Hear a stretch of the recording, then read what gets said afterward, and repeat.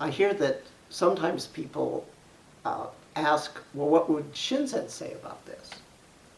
That gives me pleasant sensations in a sense, pleasant self-referential sensations, pleasant feel. But also, immediately when I hear that people say things like that in my talk space is, don't they realize these are just my casual opinions about things? Don't they realize how little I know about enlightenment? Don't they realize how little any teacher knows about enlightenment? I understand that people want to appeal to authority. It's convenient in a sense.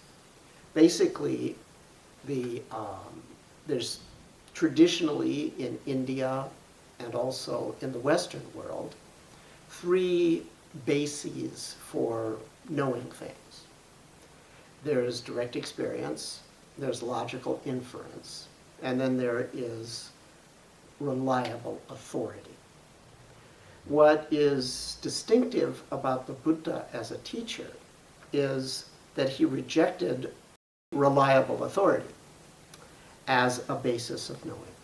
He essentially said it's direct experience and logical inference. Just because a very good person says something doesn't mean it's necessarily true.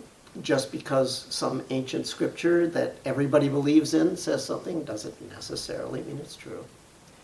And just because somebody that's meditated for 50 years or 60 years says something doesn't necessarily mean it's true.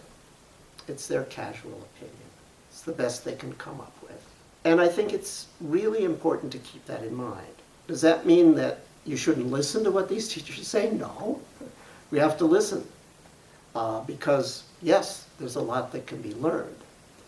But it also has to be taken not as some sort of authoritative pronouncement. It's, at best, a finger that can sort of point. And yes, this person has some experiences that I don't, or has more experience than I do, so yeah, I can listen to what they say. But to go beyond that, to think that, to make it carry more weight than just that person's casual opinion or best that they can come up with, I think is to miss the point. We just do our best to formulate things as best we can.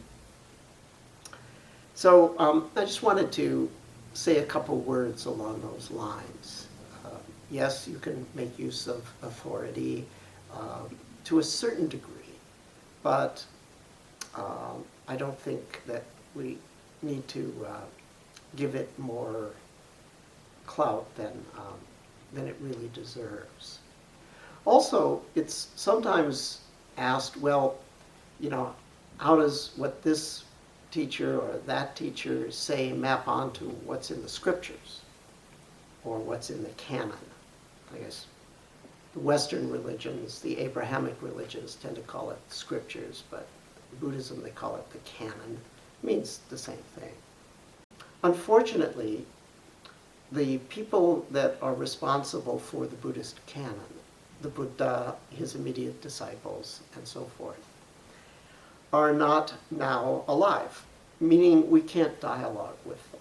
If you ever come to a retreat with me, what you'll see is characteristic of the way I teach is that when people ask me questions, very seldom do I just give an answer. I sometimes do, but in most cases, I find I have to ask a little more. What did you mean by that? I think I understand what you're saying, but it could be this or it could be that. Could you clarify? It's very difficult for me to just answer a question directly. I find that interaction is needed. A back and forth is needed. There is no way that we can have a back and forth with the Buddha or his immediate disciples. It's one way. All we've got is what is in these books.